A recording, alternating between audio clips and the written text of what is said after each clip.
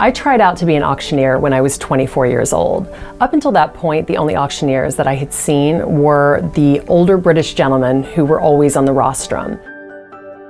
But you really, I think, in sales, usually emulate what you've seen done before you. And in my case, I had really only seen older British gentlemen taking auctions.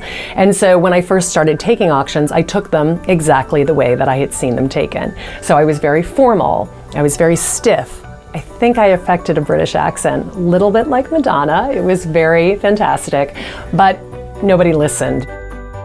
One afternoon, I was very sick and I could barely get out of bed, and I still had to take an auction that night. None of the auctioneers were available.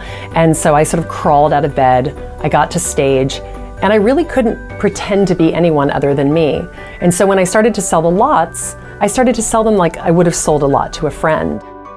It was a really fabulous moment because it made me really understand what selling as myself meant, being relatable to the audience, having them respond to that in an authentic and positive way. I like to say that the easiest way to find your strength in selling is to ask your friends. What you want to be looking for in sales is something that people like about you. If you have a great sense of humor, you're going to want to lean on that sense of humor when selling. If you're a very authentic person, then use that authenticity to sell. Whenever I'm training the charity auctioneers for Christie's, in the first day of tryouts, I ask them to tell a story. Whatever story they tell, I often think, okay, that is going to be what they're going to use on stage. And once I've identified that, we use that to help them sell. And that's what sales is about. It's about relationships, because if people relate, then they trust you. And if they trust you, they want to buy from you.